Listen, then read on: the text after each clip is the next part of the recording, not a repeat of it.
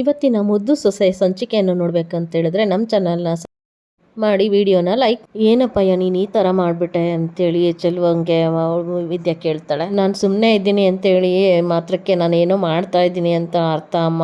ನಾನು ಯುದ್ಧ ಮಾಡ್ತಾ ಇದ್ದೀವಿ ಅಂತ ಹೇಳಿದ್ರೆ ನಾವು ಬುದ್ಧಿವಂತಿಕೆಯಿಂದ ಮಾಡಬೇಕು. ನಿನಗೆ ಅರ್ಥ ಆಗಲ್ಲ. ಏನಾದರೂ ಮಾಡಿ ನನ್ನ ಪ್ರಾಣನೇ ತ್ಯಾಗ ಮಾಡಿ ಆದ್ರೂ ನಿನ್ನ ಬಾಳನ್ನ ಸರಿ ಮಾಡ್ತೀನಿ, ನೀನು ಸುಮ್ಮನೆ ಇರು, ಯೋಚನೆ ಮಾಡಬೇಡ ಅಂತೇಳಿ ಹೇಳಿ ಚೆಲ್ವ ಅಲ್ಲಿಂದ ಹೋಗ್ತಾನೆ. ಫೋನಲ್ಲಿ ಮಾತಾಡ್ತಾ ಹಾಗೆ ಚಂಪಂಗೆ ಹೇಳ್ತಾಳೆ, ನೋಡಿ ಚಂಪಾ, ಅಪ್ಪಯ್ಯ ಈ ಥರ ಎಲ್ಲ ಮಾತಾಡ್ತಿದ್ದಾರೆ ಅಂತ. ಅಕ್ಕ ಅದೇ ಅಕ್ಕ, ಅಪ್ಪಯ್ಯ ಅಂದರೆ ಅಷ್ಟು ಪ್ರೀತಿ ಮಗಳಿಗೆ ಅಂದರೆ ಆ ಥರ ಮಾಡ್ತಾರೆ ಅಷ್ಟೇ. ನೀನು ಸುಮ್ಮನೆ ಇರು, ಏನಾದರೂ ಮಾಡಿ ಎಲ್ಲ ಸರಿಯಾಗುತ್ತೆ ಅಂತ ಹೇಳ್ತಾರೆ. ಭದ್ರ ಯೋಚನೆ ಮಾಡ್ತಾ ಇರ್ತಾನೆ. ಆಗ ಕೊಟ್ಲೆ ಬಂದು, ಏನು ಕೊಟ್ಲೆ ಏನಾಯಿತು, ಲ್ಯಾಬ್ ರಿಪೋರ್ಟ್ ಏನಾರು ಬಂತಾ ಅಂತ ಕೇಳಿದಾಗ, ಹ್ಞೂ ಅಣ್ತಮ್ಮ, ಅದ್ರ ಕೇಕಲ್ಲಿ ಯಾವುದೇ ರೀತಿ ಮತ್ವರ ಔಷಧಿ ಇಲ್ಲಂತೆ, ಅವ್ರು ಡೈರೆಕ್ಟಾಗೆ ಬಂದು ಮನೆಗೆ ಬಂದು ಹೇಳೋಗಿದ್ದಾನೆ ಅಂತ ಹೇಳ್ದಾಗ, ಇಲ್ಲ ಇದು ಯಾಕೋ ನನಗೂ ಏನೋ ಅನ್ನಿಸ್ತಾ ಇದೆ, ಹಾಗಾದರೆ ಏನು ಕಾರಣ, ಹಂಗಾಯಿತು ಅಂತಲೇ ಗೊತ್ತಾಗ್ತಿಲ್ಲಲ್ಲ ಕೊಟ್ಲೆ, ನೋಡಬೇಕು, ಅದು ಸಾಧ್ಯನೇ ಇಲ್ಲ, ಏನೋ ಆಗಿದೆ ಅಂತ ಅನ್ನಿಸ್ತಾ ಇದೆ ಅಂತ ಹೇಳಿದಾಗ, ಯೋಗಿ ಮತ್ತು ಚೆಲುವ ಕುತ್ಕೊಂಡು ಅಲ್ಲಿ ಕುತ್ಕೊಂಡಿರ್ತಾನೆ. ಅವನು ಇವನು ಚೆಲುವರಾಜ ಅಲ್ಲ, ಇವನು ಯಾಕೆ ಇಲ್ಲಿದ್ದಾನೆ ಅಂತ ಕೇಳ್ತಾನೆ.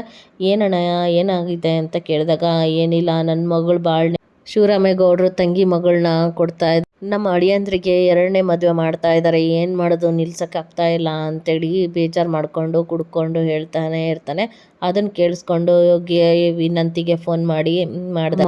ಏನಮ್ಮ ಇದು ಅಂತೇಳಿ ಸಾವಿತ್ರಿಗೆ ಹೇಳ್ತಾಳೆ. ಏನೈತೆ ಅಂದರೆ, ಯಾರು ಫೋನ್ ಮಾಡಿದ್ದು ಅಂದರೆ, ಯೋಗಿ ಅಣ್ಣ ಫೋನ್ ಮಾಡಿದ್ದಾನೆ, ಏನು ಮಾಡೋದಮ್ಮ, ಮತ್ತೆ ಕಾಟ ಸ್ಟಾರ್ಟ್ ಆಯಿತು ಅಂತ ಹೇಳಿದಾಗ, ಏನು ತಂಗಿಯಮ್ಮ ನೀನು ಮರ್ತುಬಿಟ್ಟಿದ್ಯಾ ಅಂತ ಕೇಳಿದ ತಕ್ಷಣ, ನಾನು ಮಾತಾಡ್ತಿರೋದು, ಹೇಳಪ್ಪ ಯೋಗಿ ಅಂತ ಹೇಳಿದಾಗ, ಏನು ಮದುವೆ ಎಲ್ಲ ತಯಾರಿ ನಡೀತಾ ಇದೆ ಅಂತೆ, ನನ್ನನ್ನು ಮರ್ತುಬಿಟ್ರಾ ಹಿಂಗೆ ಅಂತ ಕೇಳಿದಾಗ, ಸಾವಿತ್ರಿ ನೋಡ್ತಮ್ಮಯ್ಯ, ನಿನಗೆ ಯಾವುದೇ ರೀತಿ ತೊಂದರೆ ಮಾಡಲ್ಲ, ನೀನು ಕಣ್ಣು ತುಂಬ್ಕೊಳ್ಳೋ ಅಷ್ಟು ನಾನು ನಿನಗೆ ಹಣ ಕೊಡ್ತೀನಿ, ನೀನು ಹೆಂಗಾದರೂ ಮಾಡಿ ಸುಮ್ಮನೆ ಇದ್ಬಿಡು ಅಷ್ಟೇ ಅಂತ ಹೇಳಿದಾಗ, ಸರಿ ಆಯಿತು, ನೀವೇ ಹೇಳಿದ್ದೀರಲ್ಲ, ಇನ್ಮೇಲೆ ಸರಿನೇ ಇರ್ತೀನಿ, ಸುಮ್ಮನೆ ಇರ್ರಿ, ನಾನು ಸುಮ್ಮನೆ ಆಗಿಬಿಡ್ತೀನಿ, ಜೀವನ ಪೂರ್ತಿ ನಾನು ಆರಾಮಾಗಿರಬೇಕು, ಅಷ್ಟೇ ಬೇಕಾಗಿರೋದು ಅಂತ ಹೇಳಿ ರೂಮಲ್ಲಿ ಭದ್ರ ಮತ್ತು ಕೊಟ್ಲೆ ಇಬ್ರು ಯೋಚನೆ ಮಾಡ್ತಿರ್ತಾರೆ. ಆಗ ಏನೋ ಮಸ್ಲತ್ ನಡೆದಿದೆ ಅಂತ ಅನ್ನಿಸ್ತಾ ಇದೆ ಅಂತ ಹೇಳಿದೆ.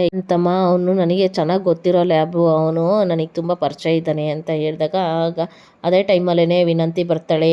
ಭದ್ರಮಾವ ಅಂತೇಳಿ ಬರ್ತಾಳೆ. ಇದು ಏನಾಯಿತು ಅಂತ ಕೇಳಿದಾಗ, ಭದ್ರಮಾವ, ನಾನು ಯಾವ ಥರ ಸೀರೆ ತಗೋಬೇಕು, ನಿನಗೆ ಯಾವ ಕಲರ್ ಇಷ್ಟ ಅಂತೇಳಿ ಕೇಳಿದಾಗ, ಅವ್ನು ಸುಮ್ಮನೆ ಇರ್ತಾನೆ. ನನಗೆ ಫೋರ್ಸ್ ಮಾಡಿ ನಾವು ಇಬ್ಬರು ಮದುವೆ ಆಗ್ತಿದ್ದೀವಲ್ಲ ಅಂತೇಳಿ ಕೇಳಿ ನನಗೆ ಖುಷಿ ಆಗ್ತಿದೆ ಅಂತ ಹೇಳಿ ಮಾತಾಡ್ತಾಳೆ.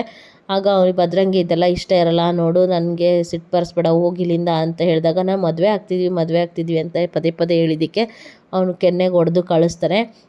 ಇನ್ನೊಂದು ಸತಿ ನಾನು ನಿನ್ನನ್ನು ಮದುವೆ ಆಗ್ತಾ ಇರೋದು ಒತ್ತಾಯದಿಂದ ಅಷ್ಟೇ, ಆದರೆ ನಾನು ಮನಸ್ಪೂರ್ವಕವಾಗಿ ಆಗ್ತಾಯಿಲ್ಲ, ನಾನು ವಿದ್ಯೆಯನ್ನೇ ಮದುವೆ ಆಗಿರೋದು ಅಷ್ಟೇ ಅಂತ ಹೇಳಿದಾಗ ಅವಳು ಹತ್ಕೋತಾ ಹೋಗ್ತಾಳೆ. ಆಗ ಸಾವಿತ್ರಿಗೆ ಬಂದು ಹೇಳಿದಾಗ, ಸಾವಿತ್ರಿ ಕೂಡ ಈ ಥರ ಆಯಿತು ಅಂತ ಹೇಳಿದ ತಕ್ಷಣ ಅವಳು ಕೂಡ ಕೆನ್ನೆಗೆ ಹೊಡಿತಾಳೆ ವಿನಂತಿಗೆ. ಯಾಕೆ ಅಮ್ಮ ನೀನು ಈ ಥರ ನನಗೆ ಹೊಡಿತಾ ಇದೆಯಾ ಅಂತ ಹೇಳಿದಾಗ, ಏನೈತೆ ಮತ್ತೆ ಮದುವೆ ಆಗೋ ತನಕ ಸುಮ್ಮನೆ ಇರು ಅಂತ ಹೇಳಿದ್ರೆ ನೀನು ಇಲ್ಲದೆ ಇರೋದೆಲ್ಲ ಮಾಡ್ತಾ ಇದೆಯಾ, ಸುಮ್ಮನೆ ಇರಬೇಕು ತಾನೇ, ಆಗ್ತಾ ಇರೋದೇ ನಾವು ದೊಡ್ಡ ತೊಂದರೆಯಲ್ಲಿದ್ದೀವಿ, ಇನ್ನು ಮದುವೆ ಆಗೋಷ್ಟೊತ್ತಿಗೆ ಏನೇನು ತೊಂದರೆ ಎದುರಿಸ್ಬೇಕೋ ಗೊತ್ತಿಲ್ಲ.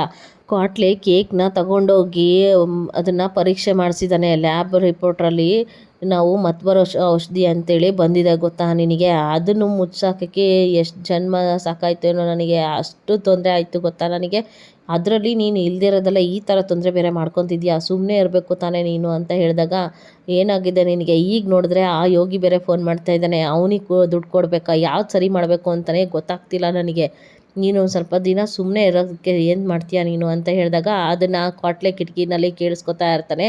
ಇಬ್ಬರು ಮಾತಾಡ್ತಾ ಇರೋದನ್ನ ಕರೆಕ್ಟಾಗಿ ನಾವು ಏನೇನೆಲ್ಲ ಮಾಡಿದ್ವಿ ಗೊತ್ತಿದಲ್ಲ, ಕೇಕಲ್ಲಿ ಮತ್ವರ ಔಷಧಿಗೆ ಬಿಡಿಸಿದ್ದು ಅಂತೇಳಿ ಸಾವಿತ್ರಿ ಮತ್ತು ವಿನಂತಿ ರಾಮೇಗೌಡರು ಮತ್ತು ಗೋವಿಂದ ಇಬ್ಬರು ಮಾತಾಡೋದ ಕೂತ್ಕೊಂಡಿರ್ತಾರೆ. ಆಗ ಅಮ್ಮಮ್ಮ ಬಂದು, ನೋಡು, ಒಂದು ಹೆಣ್ಣಿಗೆ ಅನ್ಯಾಯ ಆಗ್ತಾ ಇದೆ ಅಂದರೆ ನನ್ನ ಕೈಲಿ ಈರುಳಾಗಿ ನಾನು ಮನೇಲಿ ಸುಮ್ಮನೆ ಕೂತ್ಕೊಳ್ಳೋಕೆ ಆಗ್ತಾಯಿಲ್ಲ, ಮನಸ್ಸು ತಡಿಲಾರ್ದೆ ನಾನು ನಿನಗೆ ಹೇಳ್ತಾ ಇದ್ದೀನಿ ಶಿವರಾಮೇಗೌಡ, ನೀನು ಏನಾದರೂ ಮಾಡಿ ಇದನ್ನು ತಪ್ಪನ್ನು ನೀನು ಸರಿ ಮಾಡಬೇಕು ಅಷ್ಟೇ ಅಂತ ಹೇಳಿದಾಗ, ನೋಡು ನಾನು ಮೌನ ಹೇಳ್ತಾ ಇದ್ದೀನಿ, ಇದನ್ನು ಯಾರೂ ಸರಿ ಮಾಡೋಕ್ಕೆ ಅವಶ್ಯಕತೆ ಏನೂ ಇಲ್ಲ, ನಾನೆಲ್ಲ ಮಾಡಿದ್ದು ಆಯಿತು, ತೀರ್ಮಾನ ತಗೊಂಡಿದ್ದು ಆಯಿತು ತಾನೇ ಅಂತ ಹೇಳಿ ಮೌನಂಗೆ ಹೇಳೋ ಥರ ಹೇಳ್ತಾರೆ.